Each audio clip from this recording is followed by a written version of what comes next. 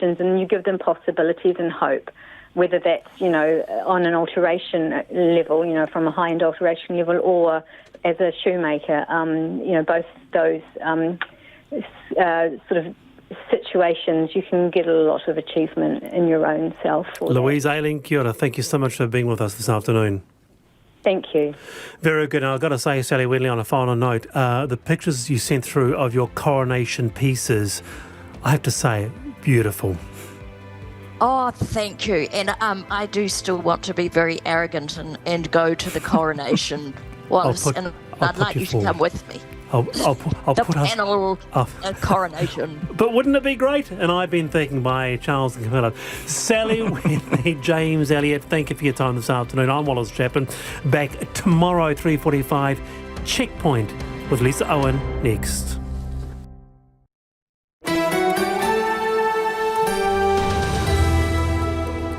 Kei te whakarongo mai koe ki te reo irirangi o Aotearoa. This is Checkpoint on RNZ National. I'm Lisa Owen. E haere aki nei, an extra $150 a week is more than coins down the back of the couch, and it's what every household needs to find just to cover the rising cost of living. We're in Kawerau, where it's biting hard. Is it time to effectively bust out the food police to stem the pandemic that is type 2 diabetes? A health expert is live. High-speed fibre delivered at snail's pace. Chorus is here to explain the blowout in wait times. A Christchurch culture clash where inner city residents and live music venues are out of tune. And the kids' cat killing competition that has animal lovers just feral. You can watch us live on the RNZ website, Freeview Channel 50.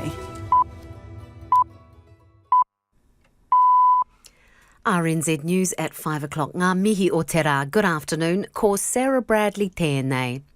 Auckland Council's chief executive has admitted the council didn't respond well to the January 27th floods. A report released last week highlighted numerous failings, including a lack of leadership and communication. Until now, the chief executive, Jim Stabak, hasn't made any comment. He says the council was caught off guard. We were not as well prepared as we should have been for the events that unfolded on Friday the 27th of January, and that our response on the evening of that event was not what it should have been, nor what Aucklanders should expect. Jim Stabak says he accepts all of the report's findings. Budgeting services are worried a looming recession will push more people into financial hardship at a time when their own services are stretched. Auckland's Mangere Budgeting Services Trust says the number of people seeking its help has risen by 30% in the past year.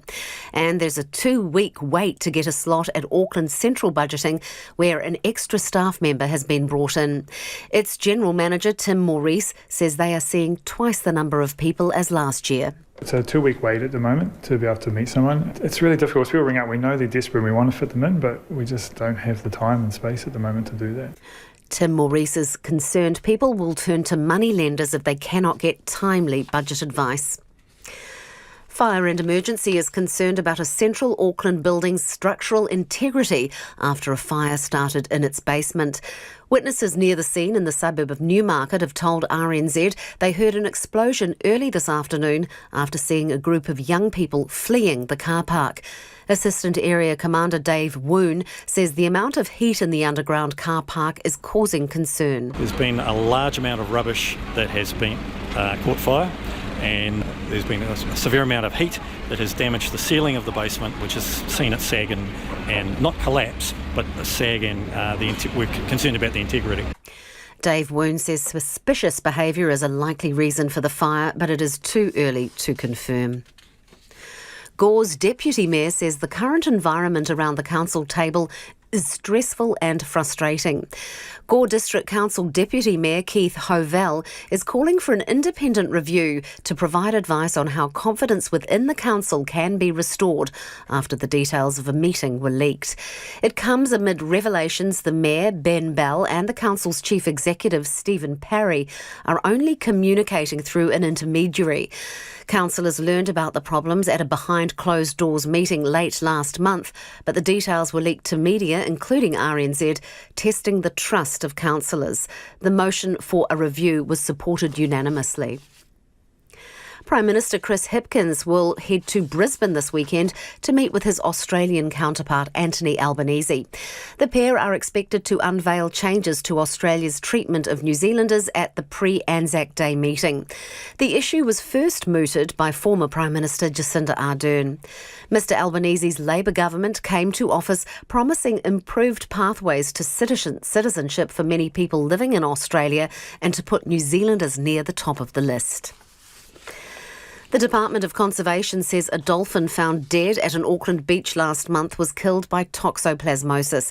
Cats spread the parasite when their faeces are dispersed by rainwater and wastewater into the sea.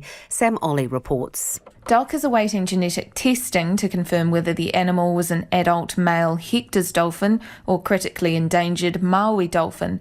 It was found at Walton's Gap on the Awhitu Peninsula by a member of the public last month. Toxoplasmosis last killed a Maui dolphin 13 years ago. Population estimates suggest there are only 50 to 60 of the dolphins left, aged over 1 year. It's 5:04 and time for sport. The Wellington Phoenix have looked within to replace the most successful coach in the football club's 16-year history. Giancarlo Italiano has been promoted from assistant to head coach for the next 2 A-League seasons. Italiano replaces Ufuk Tale, who has chosen to leave after 4 seasons. Italiano says he's comfortable leading and expects the transition to head coach to go smoothly. I also like to be still very close to the players, but I will change where need be in terms of tone, and on game day there will be a little bit of a change. The Phoenix's penultimate game of the current regular season is on Friday in Sydney. Jimmy Neesham says he's always prepared to either bat or bowl at the death for New Zealand. Neesham bowled the last over of this morning's 4-run T20 win over Pakistan, managing to defend 15 runs. The 32-year-old has also batted in super overs, including the Cricket World Cup final loss in 2019, and says that has prepared him for the sudden death aspect of the game. Failure teaches you how to handle pressure situations like that, and obviously a pretty high profile, close losses in the last 3 or 4 years sort of numbs you a little bit to the darker side of the sport and that kind of thing. So you kind of take everything as it comes and hope to succeed, but you know, if you come out on the wrong side of it, it's not the end of the world. Pakistan leads the series 2-1 with Game 4 in Rawalpindi on Friday. And Chiefs coach Clayton McMillan has extended his contract with the Super Rugby Pacific leaders through to 2026. That's the news. Food prices go up. Customers are saying they're looking to buy a cheaper brand, and about 44% of our customers are coming back on their eating out because just to make things affordable. Class sizes could go down. How schools use that won't necessarily result directly in class sizes. It can also result, for example, in more individual tuition for specific groups of children. Where will the recession land? People's spending is not keeping up with inflation overall, and we're starting to see those signs of slowing. The ups and downs. Morning Report, weekdays from 6 on RNZ National. And we're funded through New Zealand On Air, Te Reo Irirangi o Aotearoa. Lisa Owen and Checkpoint next, but first, the just updated short forecast from Met Service to midnight tomorrow. Northland to Waikato, also Coromandel, Bay of Plenty and Taupo, often cloudy with a few showers. Gisborne and Hawke's Bay, high cloud, isolated showers in Gisborne today, scattered rain south of Napier tomorrow afternoon. Waitomo, Taumaru Nui, Taihape, cloudy, a few showers tomorrow, more frequent from afternoon. Taranaki to Wellington, also Wairarapa. Isolated showers from evening, rain tomorrow with heavy falls, easing tomorrow evening and clearing from Wellington and southern Wairarapa. Marlborough, Nelson, Buller and Westland, rain with heavy falls in Buller and Westland, spreading elsewhere this evening. Clearing from the south tonight and tomorrow, but isolated showers remain about the ranges until evening. Canterbury, scattered rain clearing tomorrow morning, isolated showers about the ranges until evening. Otago, Southland and Fiordland, fine spells increasing, but occasional showers about the coast. And for the Chatham Islands, often cloudy with occasional showers. It's 5:07. I'll be back with the headlines around 20 past. Nā mihi Sarah, tēnā koutou katoa, no mai haere mai ki Checkpoint I tēnei rā, ko Lisa Owen tēnei. Do you have an extra $150 a week to cover the rising cost of living? That's the sum households can expect to dig deep for each week this year, as the looming recession is tipped to be longer and deeper than first thought. Already stretched with extra demand for their services, budget advisors and food banks are concerned even they may struggle to keep up. Amy Williams and cameraman Nick Monroe have the story.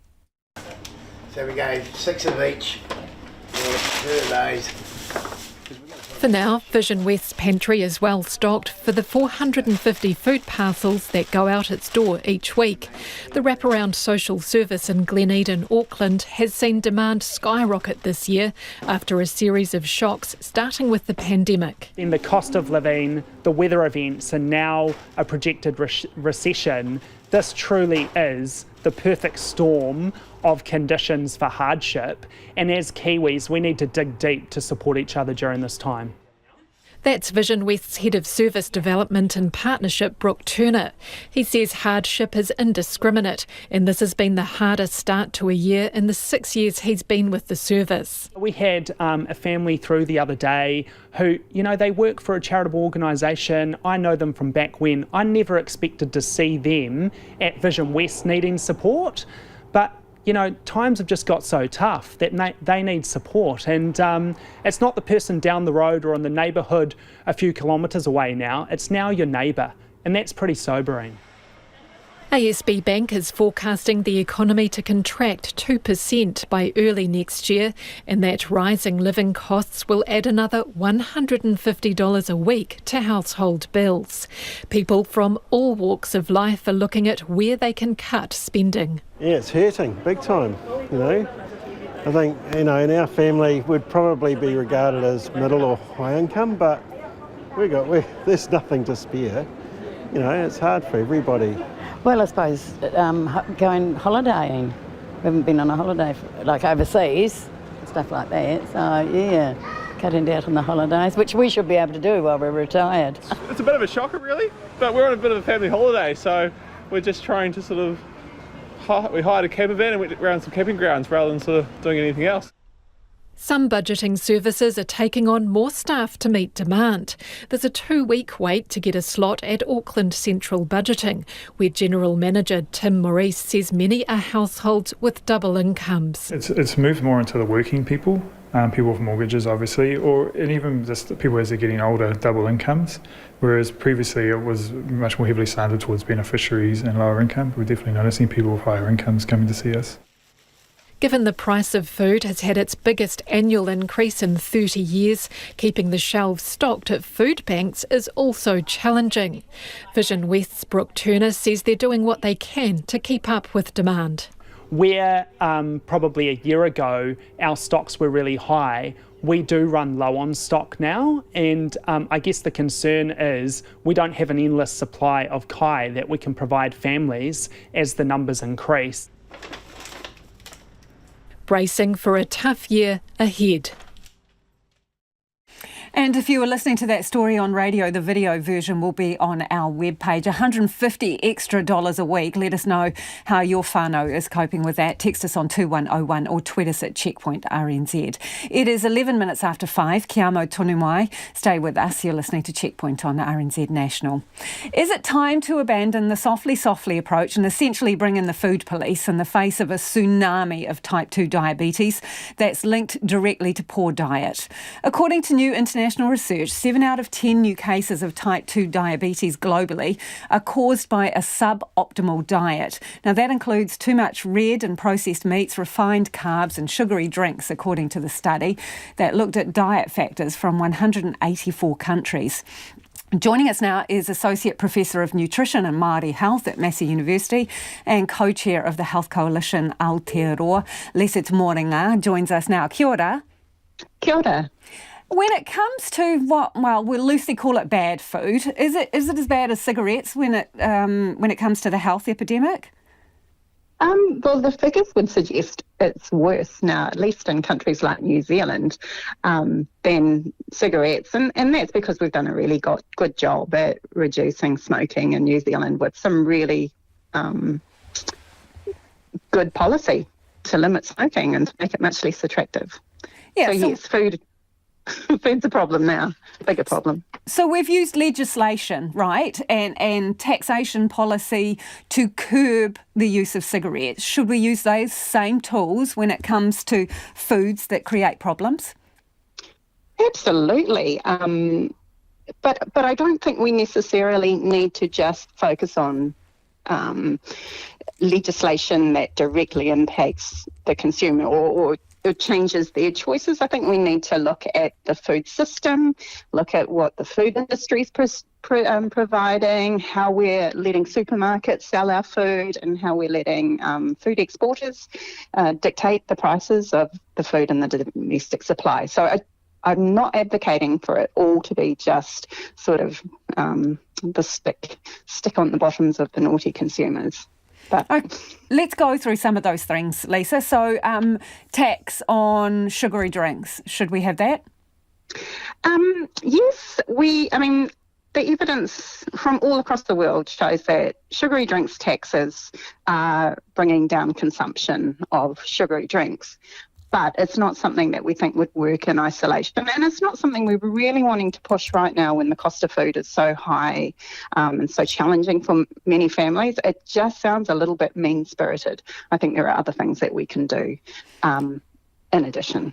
Some communities have sinking lid policies when it comes to liquor stores. Should we do that with takeaway chains? I don't know whether that would go down so well. I mean, we all need to eat. We don't need to drink alcohol, really. Might be a little bit fun, but it's not something that's a necessity. But food is a necessity, so I wouldn't be quite so keen on being really draconian about where we get food from. And I think actually making it easier for people to access healthy food by ensuring they've got enough money and they have access to good quality food, and making sure those unhealthy foods are perhaps being priced more appropriately in terms of the health risks that they, do add to the population. So it's a little more complicated. Yeah, it seems everybody is talking about the cost of living, right? And the component of that being the cost of food. It is expensive to buy your groceries every week. So you talk about greater affordability. How do we achieve that as a country? Do you get rid of GST on food? What are the options? I mean, we would like in Health Coalition Aotearoa, we really would like the government to sit around with a whole range of experts to look at what we can do to, fiscally to reduce the price of food. Removing GST, a lot of people call for removing GST on fruits and vegetables. I think that wouldn't be quite so good because, wealthy people eat more fruits and vegetables. But lowering the cost of the basics that people need to eat, healthy basics, through reducing GST, I think could be a useful mechanism. But it will be complicated. So, it does need a lot of thought put into it. But I think we need to take it seriously. You've raised concern about a lack of competition in the supermarket industry. Do we need a government supermarket? We've got a government-owned bank. Do we need a government-owned supermarket to keep other chains honest? Well, some people would argue that we would need that. I think there would be benefit in having more players in the economy. We think that there would be, it would be good to have some sort of regulator keeping an eye on what the supermarkets are doing and stopping their uncompetitive practices. I think it's a little weak at the moment. So, it could work with a government supermarket, but it's not the only thing we could do. Lisa, you mentioned exports and the influence that has on domestic prices for food. Tell us a little bit about your concerns there. Well, the price that we pay for food in New Zealand seems to be largely dictated by the prices that our food manufacturers get offshore. And, we produce a lot more food than we need in New Zealand. So, I guess you can understand why a producer might rather sell to China than to us. But I think we need to address that. We need to look at what we can do to ensure that the price of food in New Zealand remains manageable for New Zealand consumers. Surely we should be prioritised before international markets. And I think most people in New Zealand would would agree with that. So I'm not an economist. I don't know how that would work, but I think we can get some good minds together to work on some solutions. Where do you reckon the line is between encouraging people, providing consumers with information and leaving them to make their own choices, and bringing in laws or policies that limit your choices in order that you make the right choices?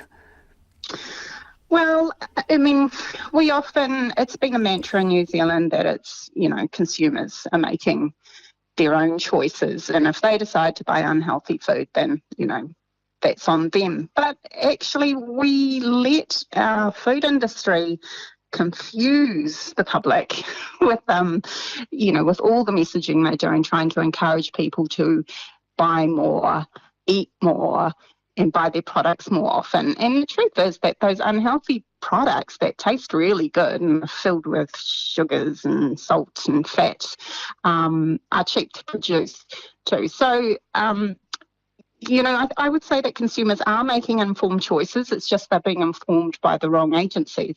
And our government, public health people, we don't have the pockets that the food industry has to put out counter messages there. So I honestly think that without regulation, we won't see any improvements in our nation's diets.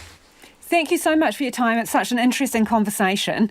That is Associate Professor of Nutrition and Māori Health at Massey University, Lisa Te Morena, and she's also the co-chair of the Health Coalition Aotearoa. Let us know your thoughts on that one, 2101. Where's the line between choice and legislation to change people's habits? A North Canterbury hunting competition is encouraging kids to shoot feral cats, and whoever bags the most between now and the end of June wins a $250 prize.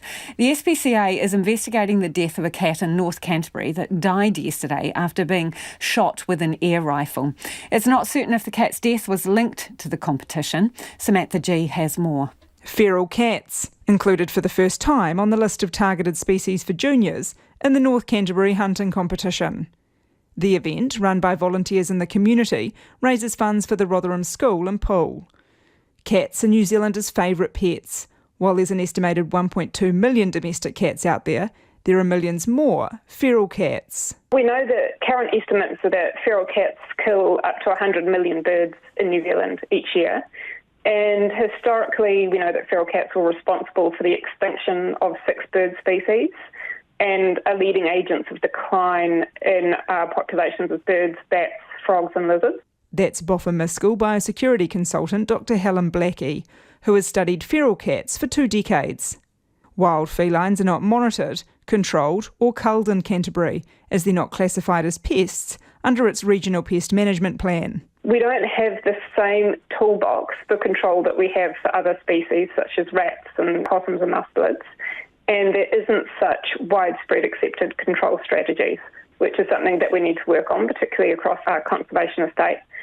Since the hunt began, the SPCA has treated a cat from North Canterbury with an air rifle pellet wound, which looked to be someone's pet, and has since died from sepsis. It's now investigating that incident. SPCA Science Officer Christine Sumner says shooting feral cats as part of a competition could lead to a rise in cats with bullet wounds, suffering from slow deaths. We recognise the impacts that all cats, including feral cats, can have on native wildlife, and that at times lethally controlling cats is the approach to protecting biodiversity. She says humane shooting requires experience and confidence, which young people might not have. We think this can take a lot of experience in someone being competent to humanely shoot animals, and therefore, that they place a shot that leads to the quickest death. And that's one of the concerns we have with a competition that encourages younger people to shoot animals and kill them and receive a reward for doing so. SAFE spokesperson Will Appleby says the animal welfare organisation is calling on the organisers to remove the feral cat category from its competition. In a now deleted Facebook post, participants were told they would be disqualified for including any microchipped cats. The problem is there is little to no physical difference in appearance of feral cats or stray cats or pet cats. They're the same animals, so there is a risk that someone's pet will be killed, and that risk is incredibly high. The idea that disqualifying children that bring in a dead cat with a microchip is going to be some kind of deterrence is frankly ludicrous. Will Appleby says any event that includes a race to kill as many animals as possible in a set amount of time increases the likelihood of animals suffering. We should be teaching children empathy towards animals, not handing them the tools to kill those animals. There are numerous ways to raise money, and I understand this event is raising money for Rotham School, and they really can't sit on the sidelines on this. They need to ensure that this event isn't targeting cats, because sending children off to kill cats shouldn't be one of the ways to raise money. Competition organisers are yet to comment. They are meeting formally to discuss the event this evening. It's 23 after 5 and you're with Checkpoint on RNZ National.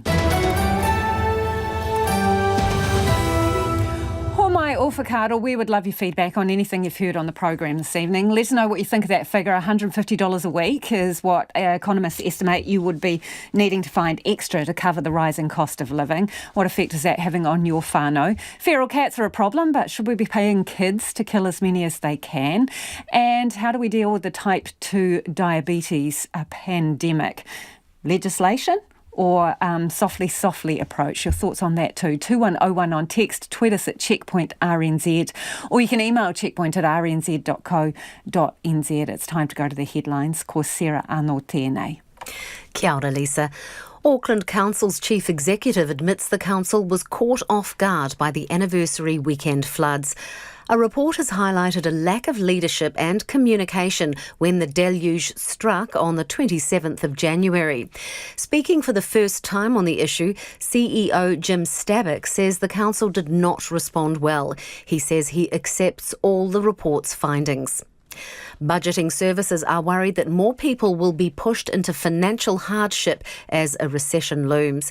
ASB Bank is forecasting the economy will contract by about 2% by early next year.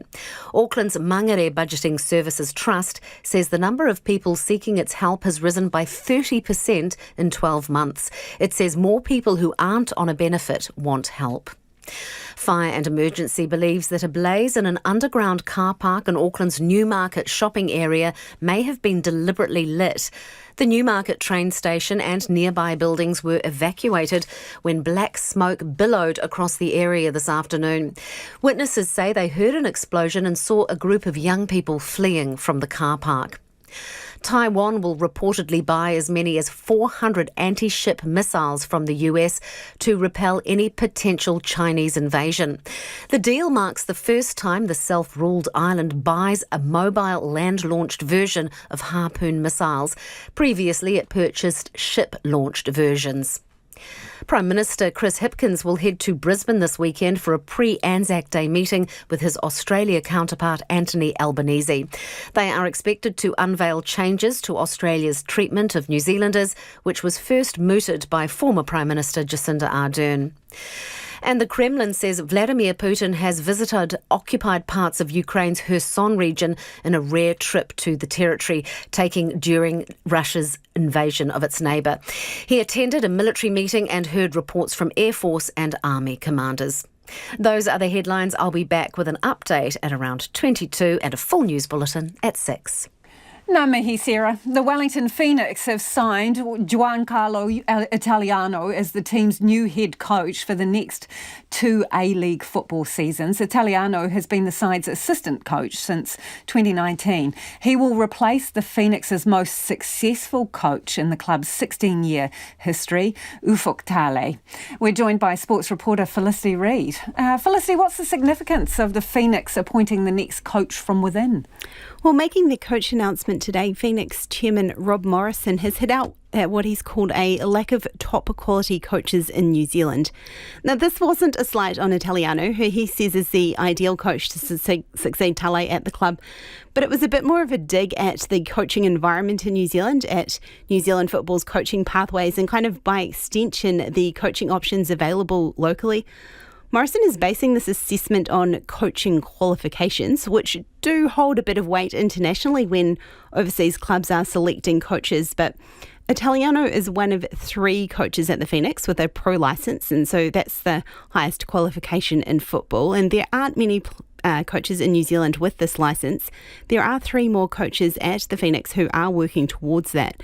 But Morrison sort of sees the club as not only developing like the local players, they're also developing the coaching depth, and that's something the club really takes pride in, and I think is part of the reason behind wanting to have the succession with Italiano taking on from Tale, this coaching environment. And I do have to point out, though, that like Italiano is an Australian. He has his background in coaching in New South Wales, but he hasn't been an elite player, which is a little bit of a point of difference from some of the other coaches in the A-League who have been elite players. And I guess it doesn't hurt that Italiano has been around the club since 2019 and has first came on as an analyst and then it was a second assistant coach and moved into that assistant coach in 2020. So it's just more of following along that pathway, but it's something the Phoenix have taken a bit of pride in and maybe saw that they couldn't look elsewhere. And Felicity, what happens to Ufuk Tale now? Well, he's probably not going to be short of options. Tale's success with the Phoenix over the last 4 years has seen them get into the playoff football, and that's something that they're still chasing this season. Other A-League clubs will be probably quite keen to snap him up. He's a coach proven in their environment. But I also think that because he was overlooked for the vacant all-whites coaching role is the reason, or said to be the reason, why he's looking elsewhere and looking beyond New Zealand for his own coaching future. He had hoped to do that Phoenix all-whites joint coaching role, similar to what Ricky Herbert had done in previous times. But this isn't to be, and so he's now looking overseas, but he can't really look too far ahead because the Phoenix are, as I say, still in for the playoffs and they have a bit of a short turnaround. They played here in Auckland on Sunday and then they'll play in Sydney against the Western Sydney Wanderers on Friday. Then they wrap up their regular season on April 29th. But they've still got some more games to play and I'm guessing that Tale is probably going to want to end his tenure with the Phoenix on a positive note. Thank you, Felicity. That's sports reporter Felicity Reid there. Some parents are struggling to see how taking just one student out of a teacher's classroom will lift their child's learning outcomes. The Education Minister announced the government will reduce classroom ratios from 1 teacher per 29 pupils to 28 by 2025. Reporter Adam Burns went in search of parents, grandparents and students in Otatahi today to see what they thought. 13-year-old Amelia Preston is in Year 9. At intermediate, she was in a classroom with 3 teachers looking after 80 pupils, which she says was too big. Amelia says there was no time for one-on-one with teachers. And there was a lot of not special needs, but people who needed extra help, little groups, and the teachers spent most of their time with them, but they didn't really want to learn. Education Minister Jan Tinetti says reducing the number of students in each class from 29 pupils to 28 by 2025 will allow teachers more one-on-one time with their students. A Murchison mother says her child is in a small class at a rural school where pupils still need extra support. She doubts one less student in the classroom will make a difference. If there's a lot of different demographics and higher needs in that class, really they probably need a couple of teachers in each class. That would be great, but I mean, in the real world that's not going to happen, is it? Christchurch mother Kate Greater agrees, saying there's not just one solution to make learning easier. I'm a parent and I want the best education for my son, and it's hard because it's going, how do we best support him? How much funds do we have? I mean, it would be great to send a child to a private school and give them the best education, but that's not realistic for a lot of us. And it's also not realistic to, again, after you worked a full day, to come sit down with your child who's tired and then put that on them to go, okay, now we need to review all of this. Father Michael Pacey thought classroom sizes had gotten smaller. The problem is teachers have additional duties. I think the teachers do a lot more than just teach now. So giving them the ability to do the work that they need to do in the background to be able to teach effectively is a good thing. And there's only a limited number of hours in the day. So with the extra responsibilities, there needs to be some slack given somewhere else. Linda Askew is a grandmother who thinks the changes are futile. She says a back-to-basics approach is what's needed. Making sure our children can actually read and write and that we pick up these little ones that can't read and write when they're 6 and 7, not 8. It would be much better. Getting one more teacher ratio, I don't think it's going to make much of a difference at all. And where are we going to get these teachers from? RNZ also quizzed retired teachers today. The report card for the government is it needs to do better, with a ratio of 1 teacher per 20 to 25 pupils. If you are listening to that story on radio, the video version will be on our webpage. It is 28 minutes to 6. Kia amo tonu mai, you're listening to Checkpoint on RNZ National. It's time for the business news now. Ko taku hoa NINA, ko Giles Beckford, who joins us live from our Wellington studio. Giles, the rich are paying their fair share of tax. Whoa, so many questions. What's rich and who says they're paying enough? It's a report that's been commissioned by tax consultancy Oliver Shaw, it's called. Its principal is Robin Oliver, who was a former Deputy Commissioner at Inland Revenue, so a man with a good deal of experience there. Now, this is a long report, 263 pages. I can tell you I didn't read them all. I'll make that confession right now. But the guts of it essentially is that if we look at it two ways, they look at it in there's the statutory tax that is imposed on people, the 4-tier system that we have. And on that basis, then the more income you earn, then the more that you pay in tax. And they show that those in the top 2 tax brackets, which is 70,000 to 180,000 and then 180,000 and above, they make up about just under a fifth or about a fifth of the tax base, shall we say, tax-paying people. But they're contributing more than 2/3 of the tax take, and that figures. Where the discrepancies and the apparent contradictions arise, of course, are when there are tax breaks and subsidies and special programs such as working for families. So this is why people, for instance, in the same tax bracket could be paying effectively different tax rates because they're getting a tax break for working for families, or their circumstances are that they don't qualify and effectively they're paying more of their income in tax. And on that basis, it becomes quite interesting because the people who are favoured most, in other words, with effectively a lower tax burden, are those who own property that's freehold, who have probably retired and who have already got quite a reasonable, getting superannuation and got a reasonable income with it. And the other thing that comes out of this report is that, of course, the ones who are well off have greater flexibility with the money that they earn, and they invested into land and the like. So in the end, their income can be minimised, or the tax burden on their income can be minimised in this way, because land, you get a capital gain on it, but you actually don't get pinged in tax. Now, I had a long chat with Robin Oliver about this report, and I said, well, most people aren't going to believe this, you know, they're going to find it pretty hard to swallow. And he said, well, you've got to get your mind around the statutory tax take, in other words, the tax brackets, and then the effective tax rate. In other words, when you take into account all the one-offs, the allowances, the tax credits and the like. And in both cases, you find generally that people, the higher income they get, the more tax they pay. He finds it interesting, and I asked him about tax thresholds, and he says the real rubbing point is at $48,000, where the tax rate leaps from 17% to 30%. And that's the one that's really the sore point, as he put it. So I said, well, what about other forms of taxation? He's not a man to have a bar of capital gains tax. He thinks that GST could actually be increased, even though most people get grumpy about it and everybody asks for some exemption or other from GST.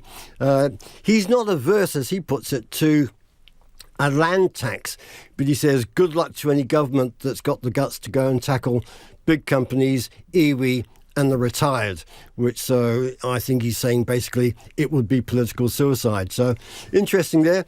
I said, in the end, what do you think about the tax system? And I suppose for a man who had a good deal of time in IRD, he says, well, it's not grossly unfair. It sort of works quite well compared to a lot of other places. He says the real issue on it is not necessarily the makeup of the tax system, which reflects the trade-offs that politicians and society demands, but it's actually government spending, he says, and it's the government spending that's actually the real weight on the tax system. So implicit in that is government should spend less, but of course we won't let them. So an interesting report. I think it adds a bit more intellectual grist to the mill, because we're bound to have discussions about tax in this coming election campaign, in particular about moving thresholds.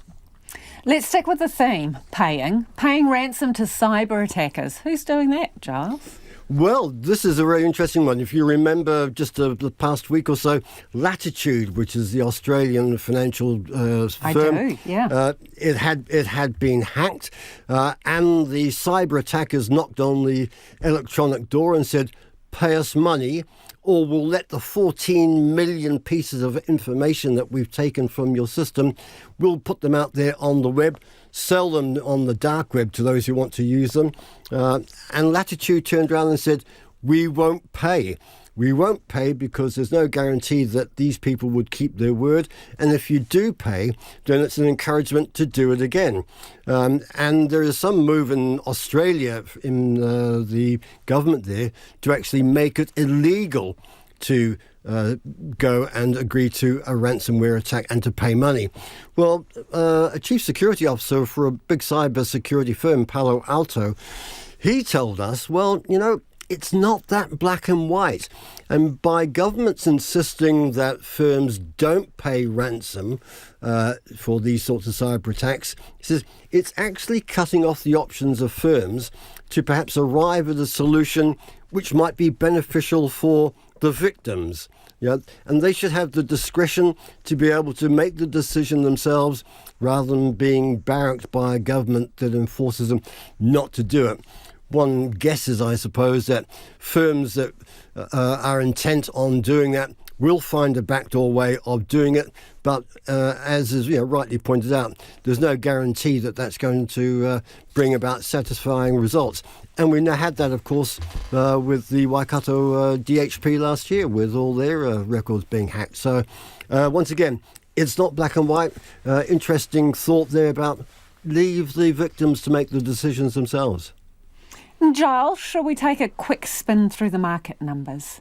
Let's have a canter. The market gave back today, the share market gave back today what it gained yesterday, down 52 points, about 0.5%, back under the 11,900 level. New Zealand dollar sitting quietly at 61.9 US cents, 92 Australian. Markets will be buoyed by data that came out of China a little bit a wee while ago, showing that the Chinese economy grew faster than expected, 4.9% in the first quarter. That will buoy people into thinking, there's another lifeline for the world economy. We'll wait and see on that. Of course, all local eyes on first quarter CPI out on Thursday morning. Thank you, Giles. Giles Beckford there, live from our Wellington studio. It is 20 to 6 and you're at Checkpoint on RNZ National.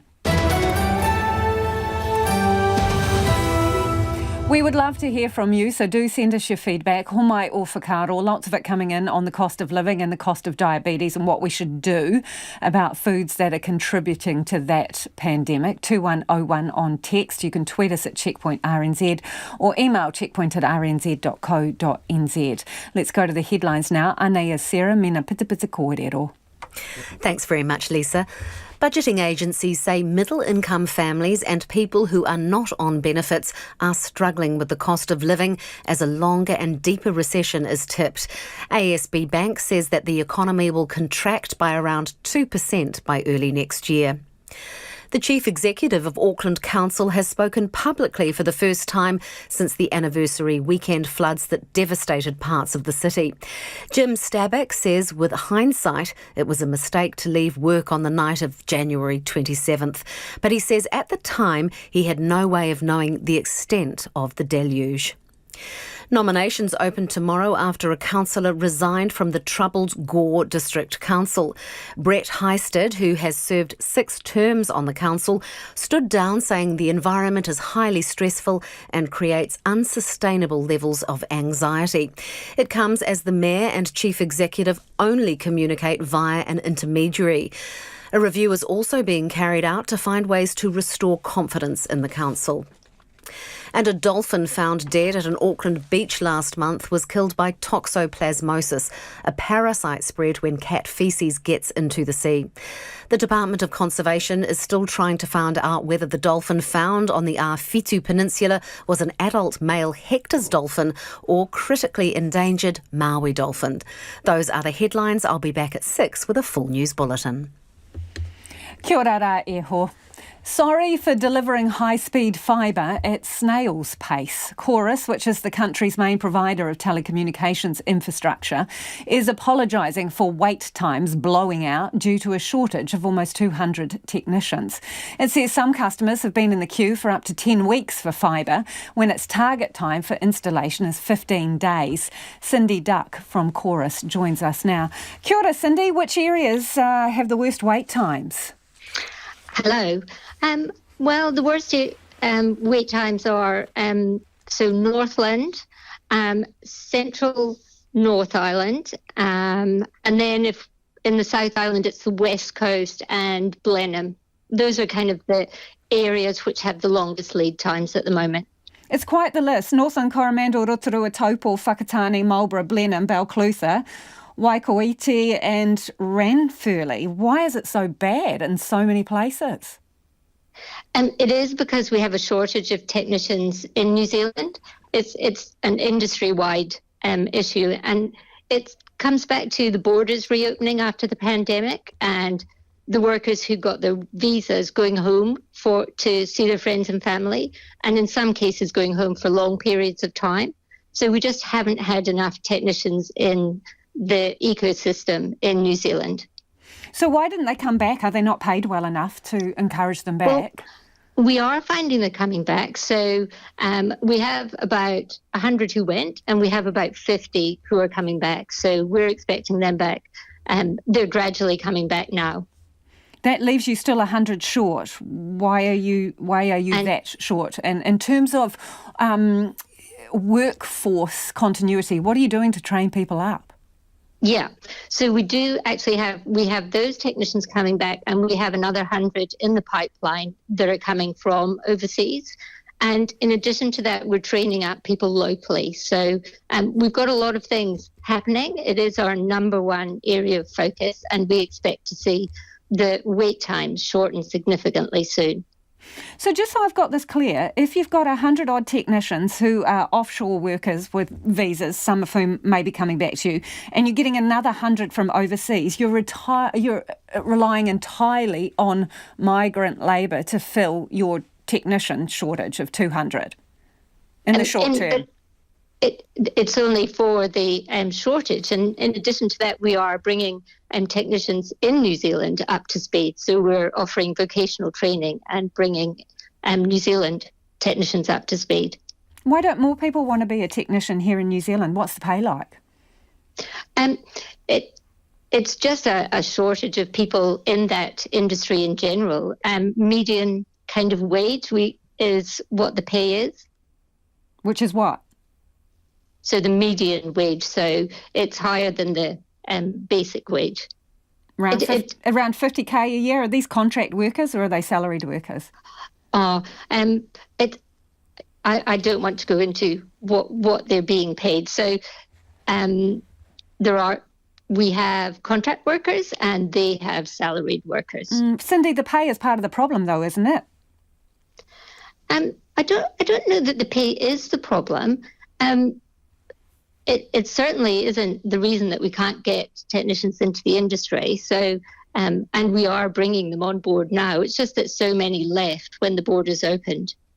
So with those areas where you are struggling to meet your goals for installation, what are you doing to relieve the backlog there? Yes, so we started in Northland at the beginning of April, and we sent crews up there. And they've been there for 2 weeks, so they've got another 6 weeks, and they won't be leaving until they've connected everyone in Northland, and then we'll move them to the next area. So, does that leave some of your bigger centres short of techs, though, Cindy? Moving people around? The bigger centres are pretty good. So, Auckland is absolutely fine. Wellington, Dunedin's another area. So those areas are fine. We're almost out of time, Cindy. How long to clear the backlog, please? Well, it'll vary, but it'll be July-ish, June, July-ish, and maybe a bit longer for some areas. It just depends how quickly we can get new technicians into the country. Thank you for your time. That is Cindy Duck from Chorus. Let us know if you're waiting for fibre from Chorus, 2101 on text, and how long you've been waiting. It is 13 minutes to 6. Kia amo tonu mai. You're listening to Checkpoint on RNZ National. Auckland Council's chief executive has broken his silence a week on from the release of a damning flood review. Commissioned by the Mayor, the review highlights the numerous failings of Council in response to the January 27th floods, including a lack of leadership and communication. Council boss Jim Stabak sat down with a small number of media earlier today to respond to the damning review. Finn Blackwell was there. We were not as well prepared as we should have been for the events that unfolded on Friday the 27th of January, and that our response on the evening of that event was not what it should have been, nor what Aucklanders should expect. Auckland Council Chief Executive Jim Stabak is blunt but apologetic in sharing his thoughts on the Auckland Flood Response Review. 11 weeks after the floods and 1 week after the release of the review, Jim Stabak has had time to fully digest the findings that called his relationship with Mayor and emergency staff insufficiently inclusive. That includes his decision to go home before the floods were in full effect. In hindsight, of course, it looks like a mistake, right? But in the moment, I didn't know what I didn't know. The view I had of the impact of what was going on in Auckland was limited. I think as I look back on the events of that evening, there's a lot of things I would like to be different. One of the most difficult aspects must surely have been the loss of 4 lives, something Mr. Stabak couldn't say would have been prevented if they'd prepared more. I can't speak to whether doing that would have prevented the tragedies that we saw on the evening. But better communication, of course, will always mitigate that risk. And Council's head of governance, Phil Wilson, says the report has highlighted the Council's shortcomings. There's a lot I could say about the last 2.5 months. It's been a pretty intense time for a lot of people. And a lot of stuff has gone well, but I don't mean to sound tone deaf in terms of the criticism about the first night. There's clearly some improvements there. He says they've already looked at different approaches for the next storm of that scale. We need a system where there's a better element, a stronger element of local planning, local response, the ability of local community leaders, including particularly the local boards, to play a role. A local approach is something Brooke Loader would be keen to see. She's Deputy Chair of the Henderson Massey Local Board and says there are areas to build on from the review. West Auckland was one of the worst hit regions during the floods, and she says it's one that needs a community-minded approach. If, as part of this review, of course, there's management at all levels, if we could have that as an opportunity to be able to develop more localised response plans, because we are the ones that are at the coalface of the community and would be able to better support that response, I think that's a good opportunity moving forward. When approached for comment, Mayor Wayne Brown's office said they had nothing to add and would discuss the review further at a governing body meeting next week. The Gore District Council is holding its first public meeting since it was revealed its most senior elected and unelected officials are no longer speaking. Ben Bell became mayor in October, and since then he and the council's chief executive, Stephen Parry, have shared a frosty relationship. At a behind-closed-doors meeting last month, councillors were told the pair have been in mediation since December and the relationship has broken down to the point they are no longer on speaking terms. Details of that meeting were leaked to RNZ, and that led to a call for an independent review into exactly what is going on. Our Otago Southland reporter Timothy Brown has been at the meeting and he joins us now. Kia ora, Tim. How would you describe the atmosphere at that meeting? Kia ora, Lisa. Well, when councillors have been willing to speak publicly and on the record in the past few weeks, they've said despite what is a very public spat occurring between the Mayor and the Chief Executive at the moment, it is business as usual behind closed doors, that the council's just getting on with things. And that's exactly what it appeared to be the case when this meeting started. The chief executive came out, asked everyone to stand, introduced the mayor. It was all very polite. It certainly wasn't warm between the two, but it was polite. And that's the atmosphere that the meeting held for about the first hour. Then we got to a matter involving Ben Bell and his removal from the committee which oversees the performance of the chief executive. During that behind closed doors meeting last month, he was removed from that committee. He pointed out, actually, you can't do that. That's not on the order. He's pointed to a section of the Local Government Act that says that the mayor is a member of all committees. And basically, he dug his heels in. He was asked if he actually wants to be on that committee. He said it's not a point of whether he wants to be on there or not. He has to be. It's the law. And that basically marked the atmosphere of the meeting going forward from that point on. So, this independent review, is it going ahead, and what are they hoping to achieve? It is going ahead, and essentially it's to restore confidence in the Gore District Council. Now, that would be with ratepayers, but not only with ratepayers, it's for the councillors around the table. As you mentioned, we were leaked details of that behind closed doors meeting last month. That has certainly caused ructions around the council table. There is mistrust amongst the councillors themselves. They're saying, let's get an independent reviewer in. Let's find out what's really going on behind the scenes here. Where are the issues and what we can learn from it. And alongside this review that will now go ahead is a commitment that whatever is brought forward to the council as recommendations, they will be implemented by the council to try and improve the relationship between the council and its ratepayers and the councillors themselves. So, Tim, this is the first public meeting since it became obvious that things were not going well. So what other details have come out about the situation there and the relationship between Ben Bell and Stephen Parry? Yeah, well, we got a real insight into where things sit between those two men during the discussion on the appointment of the intermediary. So this is now the most senior elected and unelected officials will have to have someone act basically, I guess, what you call as a babysitter between them to make sure this relationship can work going forward.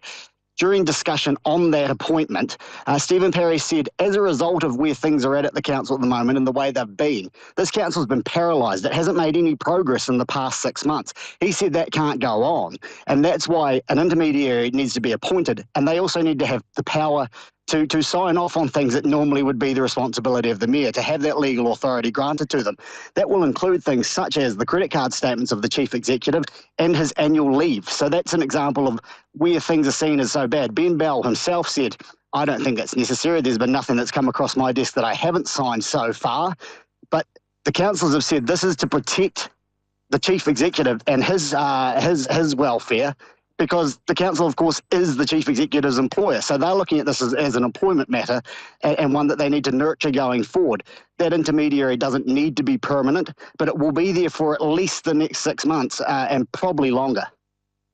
Messy about sums it up. Thank you very much, Timothy. That's Timothy Brown, our Otago Southland reporter, that's been at that public meeting to deal with issues brewing at the Gore District Council.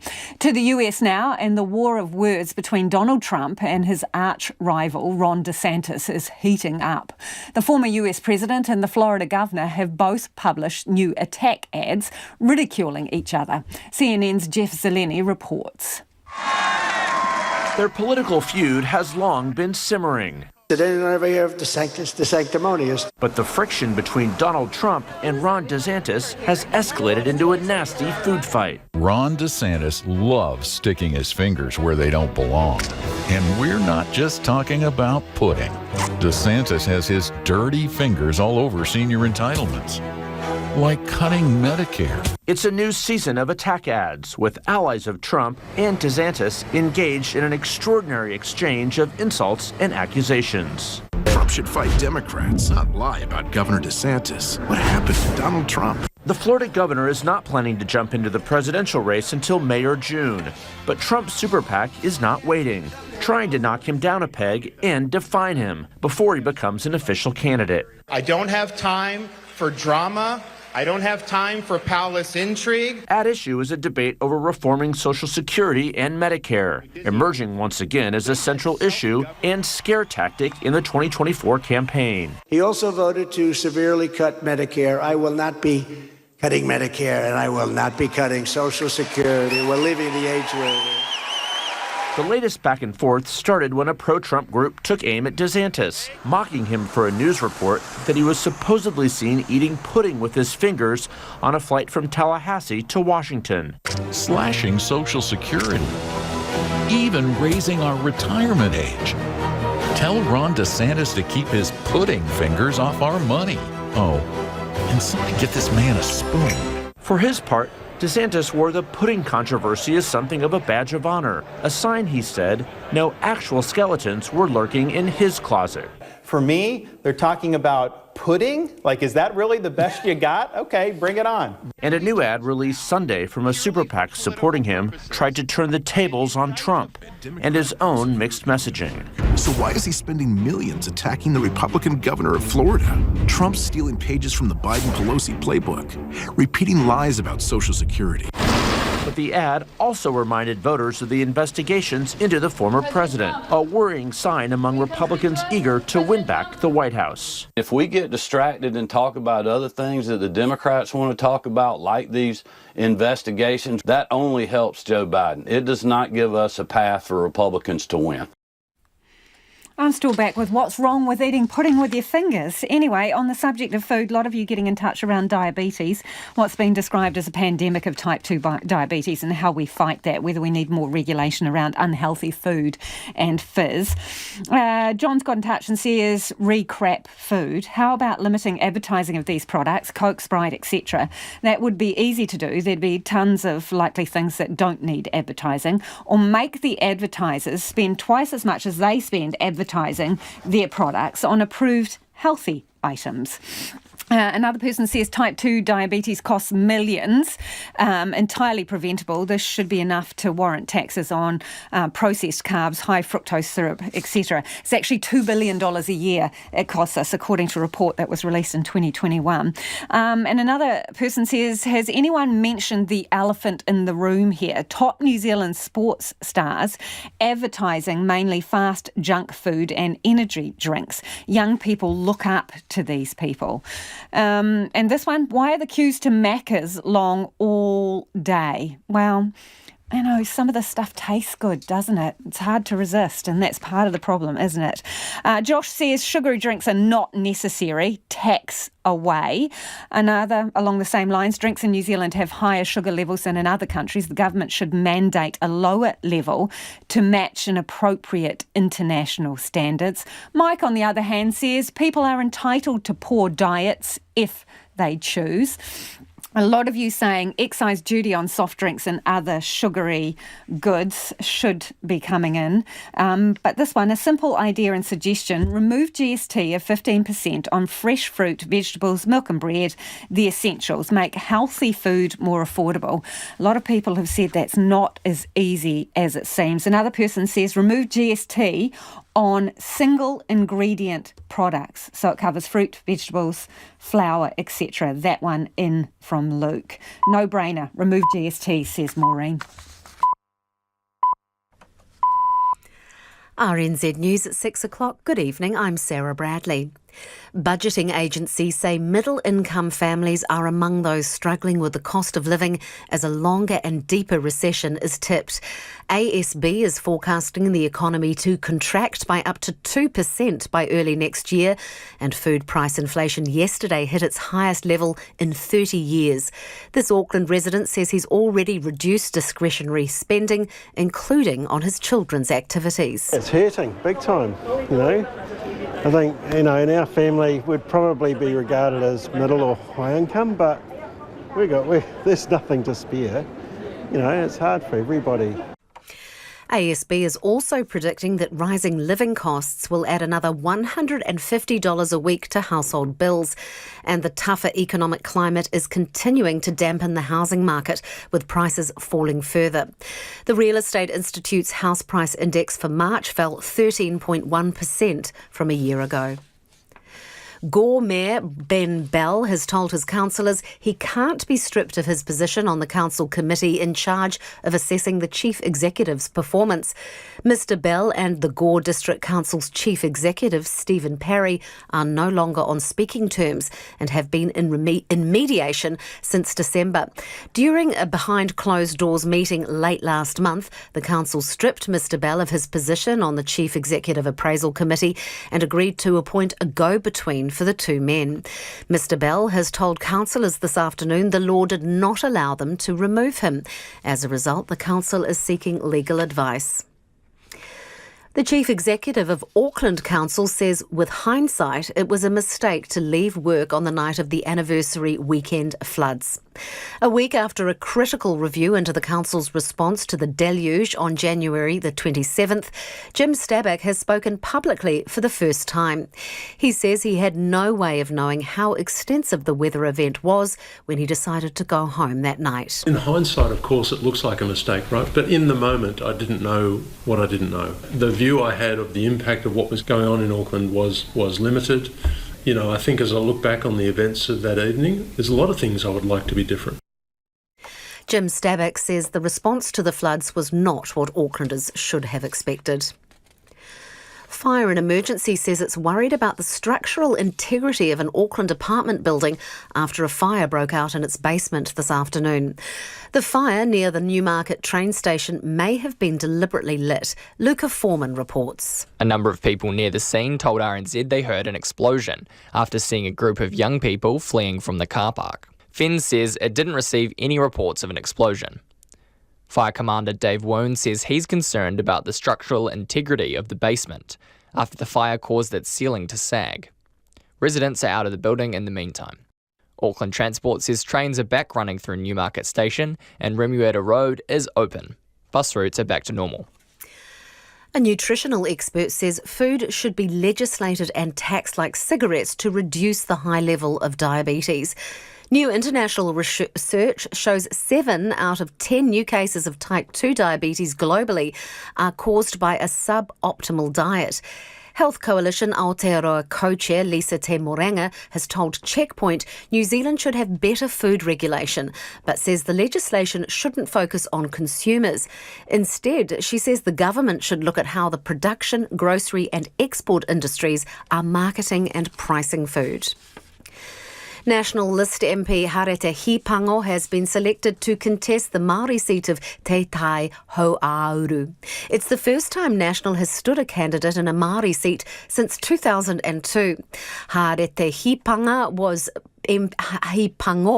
MP for Whanganui from 2017 to 2020 before losing the seat and returning as a List MP in 2021. Te Tai Ho'auru is currently held by Parliament Speaker Adrian Urua Fair, who has decided to run as a list-only candidate this year. Labour List MP Soraya Peke Mason is running instead, as is Te Pāti Māori co-leader Debbie Ngarewa Packer. The seat covers much of the western North Island from South Waikato through King Country, Taranaki and Manawa to Whanganui and down to northern Wellington. US prosecutors in Missouri have announced charges against an elderly white man accused of shooting a black teenager. The 16-year-old who remains in hospital rang the doorbell at the wrong house while trying to pick up his younger siblings. Our correspondent Ira Spitzer has more. Andrew Lester is accused of shooting Ralph Yarl twice after the 16-year-old mistakenly knocked on his door in Kansas City, Missouri. The defendant is charged with an A felony. It's the highest level of offense in the state of Missouri. It carries with it a range of punishment of 10 to 30 years or life imprisonment. Clay County prosecuting attorney Zachary Thompson added that there was a racial component to the case, but didn't elaborate further. Police had taken Lester into custody following the shooting, but then released him, leading to protests over the weekend. One person has died after a vehicle hit a pedestrian on Corinthian Drive in Albany, north of Auckland this morning. The person was taken to hospital in a critical condition but later died. And the SPCA is investigating the fatal shooting of a cat with an air rifle in North Canterbury. It happened as a competition started on Saturday, encouraging people under the age of 14 to kill as many feral cats as possible until the end of June. SPCA Science Officer Christine Sumner says humanely shooting animals requires experience and confidence, which young people might not have. We think this can take a lot of experience in someone being competent to humanely shoot animals, and therefore, that they place a shot that leads to the quickest death. And that's one of the concerns we have with a competition that encourages younger people to shoot animals and kill them and receive a reward for doing so. The SPCA is not sure whether the cat's death is linked to the competition. That's the news. Kia ora, I'm Mihingarangi Forbes, host of Mata, RNZ's Māori political podcast, where commentators, newsmakers and politicians wānanga the big issues this election year. Would you consider a coalition with the National Party? Holy hikama, they'd have to pretty much have surgical transformation. Nō reira, ariari taringa mai kia Mata with Mihingarangi Forbes after the 6:30 headlines. Tonight on RNZ National. Yes, and that's coming up in just about half an hour. But next, Lisa Owen and Checkpoint are back. But that's after the short forecast from Met Service to midnight tomorrow. Northland to Waikato, also Coromandel, Bay of Plenty and Taupo. Often cloudy with a few showers. Gisborne and Hawke's Bay, high cloud. Isolated showers in Gisborne today. Scattered rain south of Napier tomorrow afternoon. Waitomo, Taumaru Nui, Taihape. Cloudy, a few showers tomorrow, more frequent from afternoon. Taranaki to Wellington, also Wairarapa. Isolated showers from evening, rain tomorrow with heavy falls, easing tomorrow evening and clearing from Wellington and southern Wairarapa. Marlborough, Nelson, Buller and Westland, rain with heavy falls in Westland and Buller, spreading elsewhere this evening. Clearing from the south tonight and tomorrow, but isolated showers remain about the ranges until evening. For Canterbury, scattered rain, clearing tomorrow morning, isolated showers about the ranges until evening. Otago, Southland and Fiordland, fine spells increasing, but occasional showers about the coast. And for the Chatham Islands, often cloudy with occasional showers. It's 6:08. I'll be back with the headlines at past. Nā mihi eho, no mai, hoki mai. This is Checkpoint, ko Lisa Owen tēnei. The price of fish, butter, eggs, cheese, you name it, it seems everyone is talking about it. And it's estimated $150 extra a week is what every household needs to find just to keep pace with the rising cost of living. Yesterday, official food prices saw their biggest annual increase in more than 30 years, driven by the cost of grocery foods, up 12.1% on the same time a year ago. On the streets of Kawerau, it's biting. I guess food, clothes, petrol, everything really. But yeah, there's always something that's more expensive than it was a couple of weeks ago. My weekly shop is fortnightly, so that comes to about between $700 and $800. So sometimes if we get more meat than anything else, just means we miss out on some other like ice cream or whatever. Snacks and that, eh? A whole lot of things gone up. Petrol cost, and the food, and the rent. Well, I'm trying to grow an awful lot more fruit and vegetables myself. So it's affecting everybody. Making sure that when you do actually use the car, you use it for more than one thing at a time, not going into town too often. I have dogs and cats, so I used to give them a lot of shop-bought treats. They're just not getting them. Simple. They don't need them. We have a garden, and we do pretty well out of that. And we've also, in the last sort of 6 months or so, gotten some chickens. So that's definitely helped a lot in terms of cost, because we can swap those with people, for other bits and pieces that we might need. Local budget advisor Evelyn Moses has people coming in every day looking for help to manage their budgets. For me, there's a demand within our community and the wider community because of the increase in rent, the increase in the cost of living, so such as food and petrol, just to travel out to get to mahi, to get to work and stuff like that. So the rent here for some people are averaging between say $300 to $550 a week, And to me, that's not even with a sea view. Yes, we are centralised to other amenities, you know, to the sea and to the rivers and to the lakes and stuff like that too, and to the forests.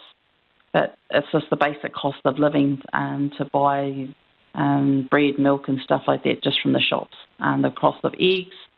So, I mean, you know, our clients, my clients, sort of they vary, our clients within our own service sort of varies across the board on what their needs are. So, no scenario's the same. So everybody is treated as an individual. So, Evelyn, are you seeing people where everybody in the household is working? Yes, I have met people that are two-income families that do struggle, even a one-income family that do struggle.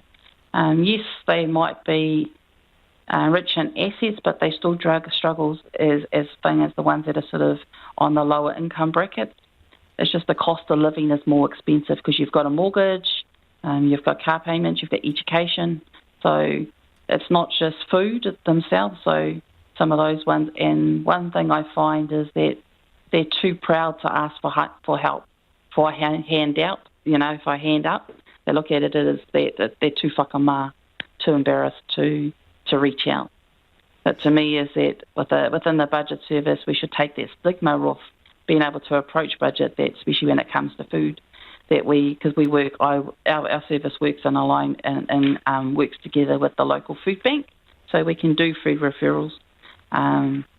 But it's a lot of those ones that are working are paying the essential needs but struggle to feed themselves. They feed their children, but some of the parents go without. You know, they go without. As long as their children are fed, their clothes, they go to school, they pay their mortgage, but financially the budgets are tight. That's pretty sad, Evelyn. I mean, what else, in your experience, are people cutting back on? Food seems to go back. Food seems to be the first thing to go. So you like the food, especially if you're working, even if you're part-time working, full-time working. So the insurance, people sort of tend to sort of not worry about paying their insurances. They might pay their rent, they pay their mortgage, and all those things, but they might not be able to pay their rates. So their rates might go to the wayside. Their house insurance, they might lapse.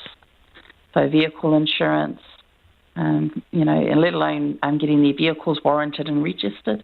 So the warrants and regos are because of the cost of repair, but in order to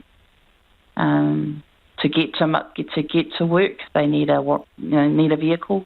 But some of them are sort of pushing those boundaries where they're driving illegally, so it causes that thing of getting fined. So it puts them all in a financial burden or slump, shall I say. Yeah, and you talked about the mahi, Evelyn. It's difficult for people, if you don't have a car, to get to some of the work that's on offer in your area, isn't it? It's difficult for some, but it's that looking at other options. So when I talk about other options, it's about everybody has their realities of what's impacted them and what puts that hardship on them for whatever reason. So everybody has an option. So whether you look at carpooling with another group of people, the people that works in the same area, if you're working locally, like walking, other means of transport. So there is options, but you still have to get past the being offered a position to work in those places. And that was Budget Advisor Evelyn Moses. Christchurch's plan to bring new life to its inner city centres is based on boosting the number of residents who live there. But nightlife venues say that could also threaten them. The City Council has approved a number of initiatives to tackle noise conflicts in the central city. Our reporter Anna Sargent and cameraman Nathan McKinnon have the story. It's the battle between the late-night bars and the residents wanting some peace and quiet. The number of those living in Christchurch's CBD are projected to almost triple over the next 5 years. Entertainment venue owners are worried they could kick up a fuss about live music gigs. Darkroom is a live music venue in the city, and owner Nick Vessar is concerned about 18 new townhouses being built across from him. It's obviously a concern, especially when, one person essentially can shut your business down, and that's all it takes. It only takes one person to complain enough, basically. It threatens our livelihoods, and it threatens the sort of future of art and culture in the city. And he's right to be concerned, because one Christchurch venue, Duck Central, has already had live music shut down because of a local resident's complaint. Duck Central owner Richard Sinke says he's gutted to have to scrap live music and would support noise limits increasing in his patch. And this area here is 60 dBs, which is at his boundary, not ours. But that's equivalent to people talking loudly, or traffic going past, a bus going past. So for us to do live music, which we tend to do in the courtyard here, obviously it creates a noise level louder than the 60 dBs. He objected. We tried to work with him, and at this moment it's a stalemate. The council are looking into the levels, but we're just sitting where we are, afraid to do live music, even though it's been part of our brand for a very, very long time, in excess of 40 years. Duck Central has lost about 12% of its Saturday night revenue after dropping live music. Mr. Sinke says he's concerned for other venues in the area. We're one of the bigger ones, more well-known ones, but there's other smaller venues which do live music, and they're having apartments built right next to them or on top of them virtually. And they pretty much solely rely on that live music trade. So for them it's devastating. The council realises it has a problem and is working to help inner city residents and live music venues coexist together. Current noise rules have been in place since 2012. Council initiatives include promoting the central city as a vibrant environment and finding a way to advise potential buyers they are moving into a live music area. Any changes to noise or building insulation standards will be part of a plan change process and will take at least 2 years. While venue owners support the initiatives, they say action is needed sooner to protect inner city nightlife. Nick Vassar says the situation is urgent. For us, it will be too long, it'll be too late, because we will have townhouses built directly next to our venues. The council aims to have 20,000 people in the city by 2028, a massive jump from the 7,700 odd at the moment. But new people can bring new issues and conflicts, especially in what has been traditionally a mixed-use environment with residents who know what inner city life involves. Alison Stringer has lived in the central city for about 40 years. She says both residents and live music venues should think carefully about what they're buying into. It comes down to the fact that, if you're buying into an area where there are likely to be noise levels, well, do your due diligence before you purchase. If you were just thinking about opening in a venue and there were already, apartments around, well then that's the reverse. That would be on the person opening that business. The problem is not going to go away. A recent council survey of central city residents found nearly 40% are bothered by noise of all types. It is 19 minutes after 6 and you're with Checkpoint on RNZ National. The family of a teenager killed in a mass shooting at a 16th birthday party in the US state of Alabama say he died saving his sister's life. 18-year-old Phil Dowdell pushed the birthday girl Alexis to the ground as gunfire erupted during the celebration at a dance studio. 4 people were killed and 28 others injured in Saturday night's attack. The BBC's Jessica Parker reports. A proud mum stands beside her son, a star athlete soon heading for university on a football scholarship. But 18-year-old Phil Dowdell lost his life on Saturday. We've spoken to his mother, LaTonya, and sister, Alexis, whose sweet 16 it was. She says her big brother pushed her to the floor as the shooting began, saving her life. She then found him fatally injured. He wasn't breathing too much because he had already lost a lot of blood. And so they was like, they said that was my brother laying right there.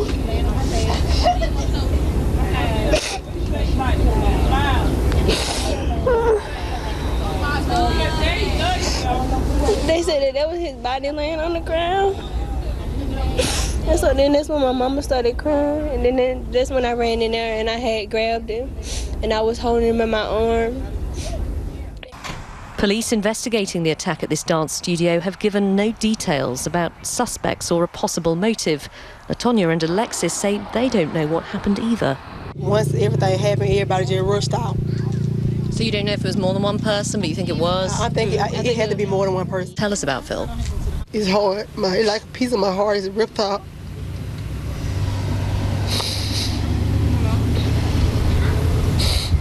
I know he loved us. I know he know I love him, but he's supposed to graduate next month. Instead of me going to graduation, I'll be going to the cemetery to see my son.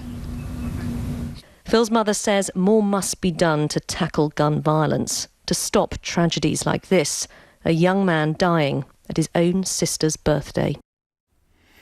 Meanwhile, in Missouri, a white man faces 2 felony charges after he shot and wounded a black teenager on his doorstep. The 16-year-old boy had gone to the wrong house to pick up his siblings. 84-year-old Andrew Lester will face charges of assault in the first degree and armed criminal action. The case has shocked Kansas City, as CNN's Lucy Kavanagh reports. Defendant Andrew D. Lester is charged with the Class A felony of assault in the first degree. The defendant is charged with armed criminal action. 2 felony counts filed in the shooting of a black teenager in Kansas City, Missouri. 16-year-old Ralph Yarl was struck on the left side of his head and his right arm after he went to the wrong home to pick up his younger brother's Thursday evening. Black Lives Matter!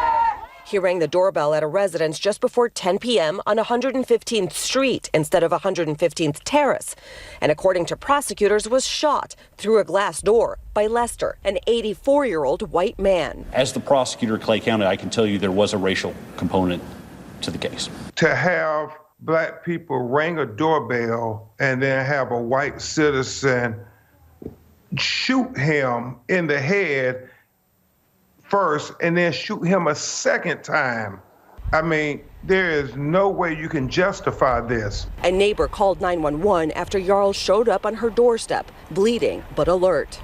The suspect in the shooting was taken into custody just before midnight, placed on a 24-hour hold, then released less than 2 hours later. Police initially saying they were working to get a victim statement and additional forensic evidence before making a decision about referring the case for prosecution. Then today, they charged the gunman and issued a warrant for his arrest. In Missouri, charges have to be filed within 24 hours of an arrest or the defendant or suspect is released.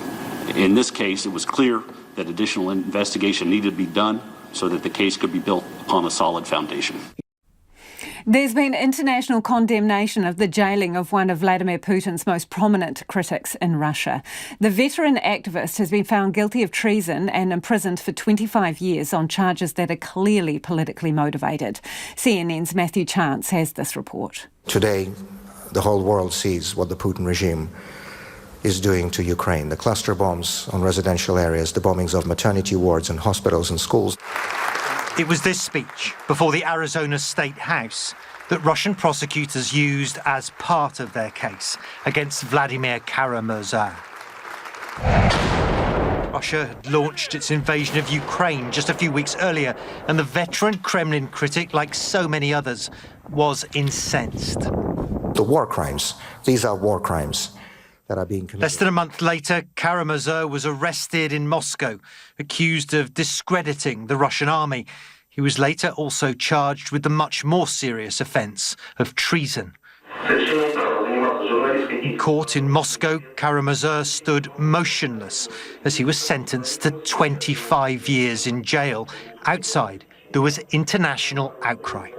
Criminalization of criticism of government action is a sign of weakness, not strength.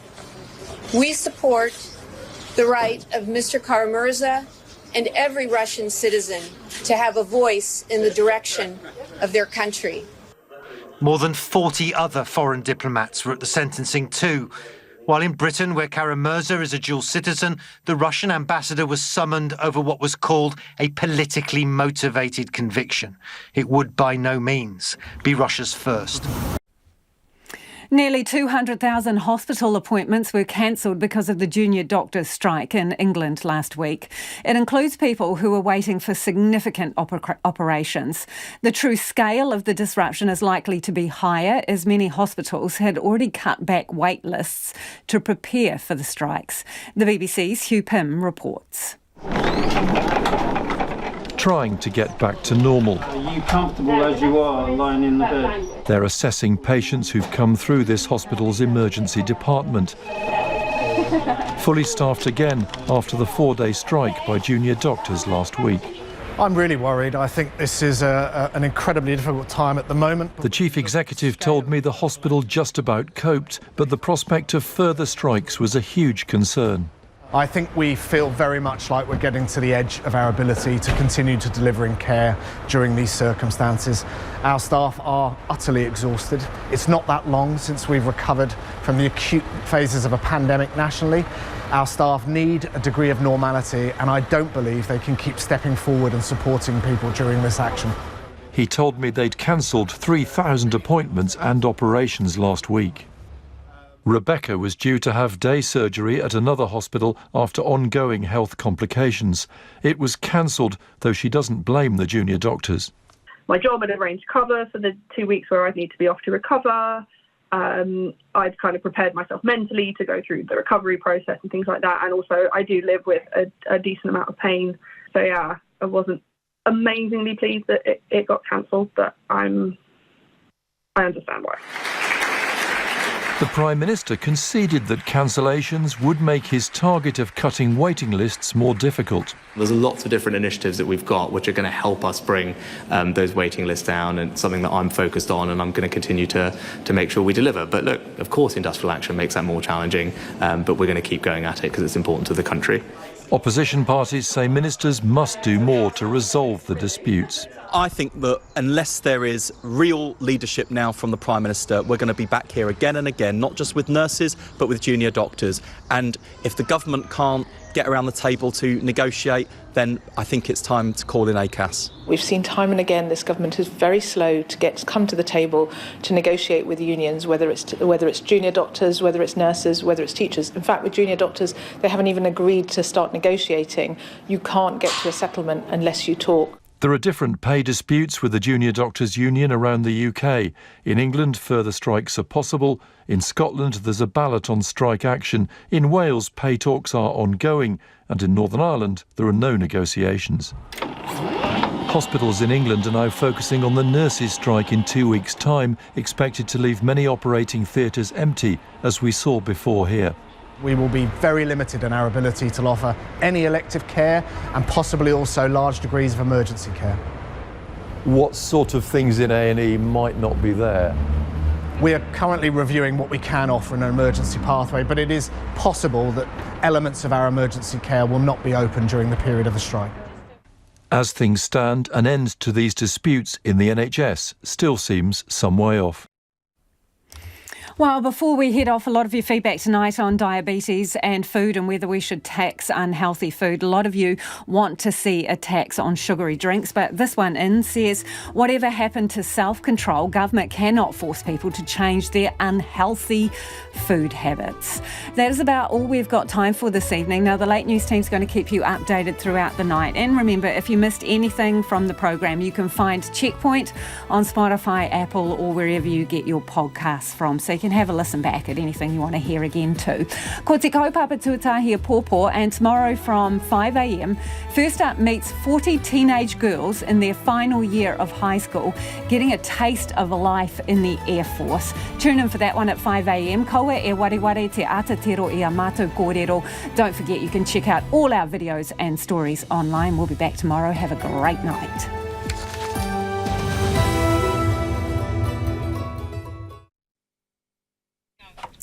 Kia ora, good evening. I'm Sarah Bradley and these are the headlines. Budgeting services say people who are not on benefits and middle-income families are seeking help to cope with rising prices.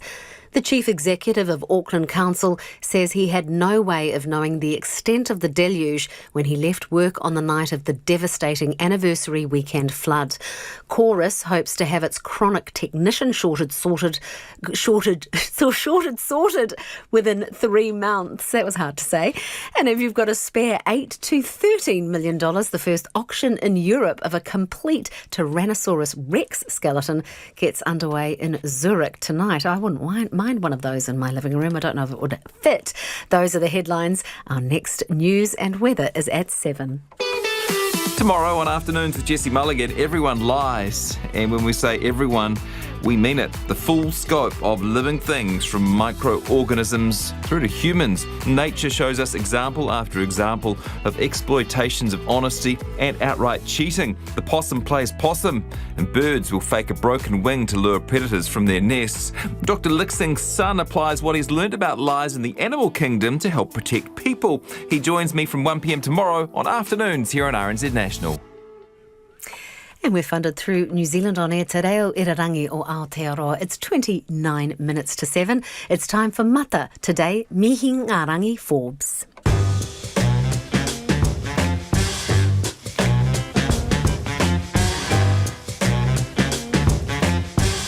He raru ki uta, he raru ki tai koe, ko te puna kōrero, te āwai kōrero ka maringi noa I te rānei, I tēnei tai kōrero, I kia nei ko Mata. Welcome to Mata with me, Mihi Ngarangi Forbes, brought to you by Te Māngai Pāho and the Public Interest Journalism Fund. Whake nei, soon we'll talk to former Ngāti Raukawa Green MP Denise Risch and commentator Shane Te about co-governance, Auckland Council and crybabies. Hoi anō hei uaki I te wānanga, the government